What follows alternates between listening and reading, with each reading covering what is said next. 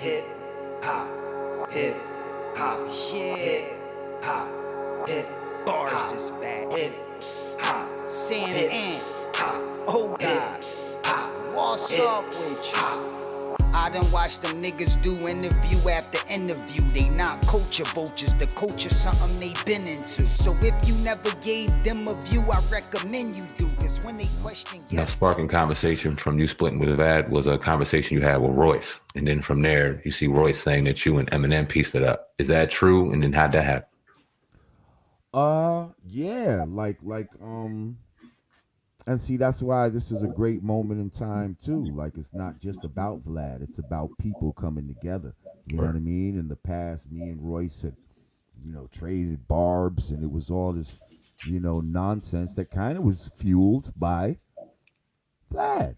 You know what I mean? Like his platform kind of fueled that whole shit. I didn't want him asking every fucking person that he interviews, what do you think about what Lord Jamar said about Eminem? What do you think about what Lord Jamar said about white people are guests in the house of hip hop? Like, you know what I mean? But he kept doing it and kept, even when I was like, yo, why you keep asking? When I first started fucking with him, I was like, yo, why you keep doing that, bro? Like, yo, chill. Yo, just, he try to explain the method to his madness and all this type of shit. But then when I talk about Vlad on my channel, people, why you keep talking about Vlad? Like, All right. all right, yeah, he got rich off of milking my shit, but I can't talk about him for more than 3 episodes without y'all acting like I'm ODing on the nigga. Talk about shit crazy. Yeah. So wait, hang on. You coming through? We're on the Hip Hop Uncensored podcast. Lord Jamar in the building today, family. Hope you're enjoying the conversation. Yeah, man. Definitely. So I want to ask you, a few years back, I was watching, and I seen that you came out against Africa Bambaataa. Not came out, but you pretty much confirmed that you may have seen something. I think B Stinger confirmed that you had seen some activity or something going on. Him around. I didn't see no activity. All right, my bad. What I saw was the fact that B Stinger and Africa Bambaataa knew each other, were in contact with each other, almost every day, as a lot of us were. That would be in this certain studio called Strong City Studios up in the Bronx, New York, Alton Avenue. So what I said was, at a time when Bambaataa tried to say that he didn't even know B Stinger. Okay. That was alarming to me because I was like, everybody knows that Bam knows B Stinger. So why would you say that? You see what I'm saying? So that was my whole thing on that. Yeah. Do you think the other allegations of him is true? Because from what I hear, a lot of people that said they knew about it or heard about it back in the day. Did you at least hear about allegations that he was messing around with underage kids or something like that? Well, I didn't hear that he was messing with underage kids, but I did hear that he may have been gay. Okay, so that was a rumor, definitely back then, that Africa Bambaataa, yes, may have been gay. But I didn't hear back then about any underage boys or anything like that. You know what I mean? But if you think about it, right? Like, these kids, if they were underage, they might have not even been thinking about it as being underage. They might have just thought about it as being gay.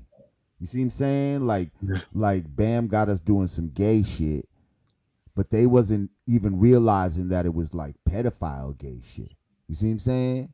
So if the rumor was going around, you see what I'm saying? That's probably why we might not have heard the pedophile part. It's only later that people's realizing, like, wait a minute, like, or the kid or people that it happened to, like my man Hassan Campbell said it happened to him. And the way he talked, I believe him. Like, you know what I mean? Like, I can't front. Like, some of the things he says, it's hard not to believe him.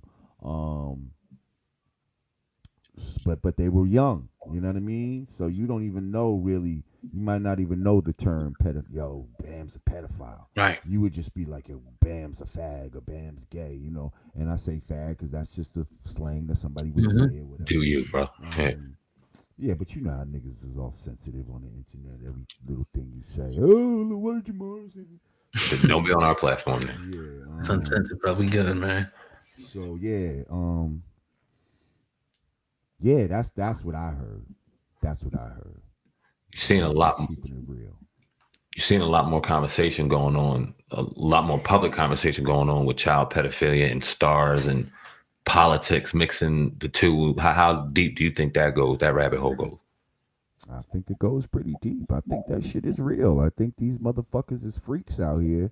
They've been doing some freak shit for a long time, and now it's being exposed. You know what I mean? Mm-hmm.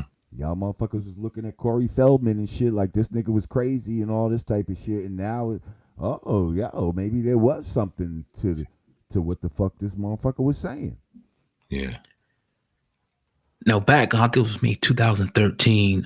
You pretty much, credited yourself with stopping dudes and rappers from wearing skirts. Facts. Yeah, could you talk about that? And that what prompted you to come out and just be like, you know what, man, this is crazy. And I think he was going at Kanye West at the time. Yeah. Well, see, what happened was, it's not like I started out on a crusade or whatever. I just, just like anybody else, right? I was posting shit on my IG, So I came across a picture of a guy, some dark-skinned dude. He looked kind of muscular, and he was like on the runway. And he had like half like a man's blazer on with a tie and all that. And then the bottom was a skirt, like a short skirt. And like your boy Kanye had already tried to like wear the skirt and like insert that into, hip hop fashion. So I posted this shit and I was like, look at this shit. This something to the effect of, look at this Kanye inspired shit. Like, this niggas like Kanye that's making people do shit like this. And I was like, just half a fag. I said it was some half a fag shit. Yeah, I said it. And so, long story short, when I posted that, some dude hits me up from from one of these blogs or whatever, you know what I mean? But like a written blog and shit, And he was like, yo, you want to do an interview about that post you said when you mentioned Kanye? And I'm like, all right, I don't give a fuck. Like, all right. So I did it. And, I did the shit. And then that was that. And then that got a couple numbers, I guess. You know what I mean? So then Vlad hit me up, Now I had just been watching Vlad videos and shit like that. I was liking his channel at that moment. And he hit me up and he was like, yo, would you want to come in and do a video,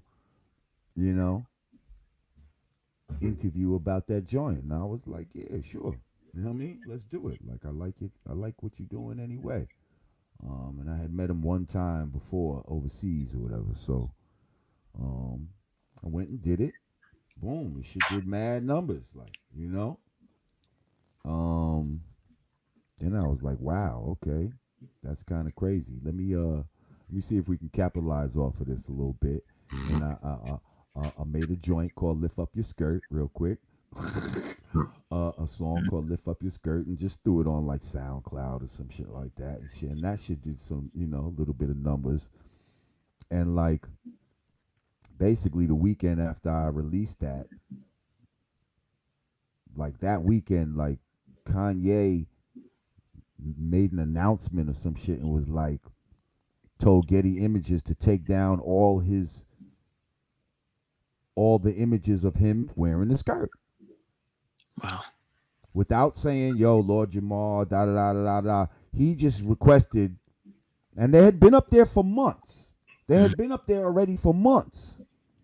But right after I did that interview and then put out that little record that it didn't go crazy or nothing like that, but it must have got to his radar. In fact, I know it got to his radar because I ended up having a talk with Rhymefest later. But without saying my name, he requested that shit come down.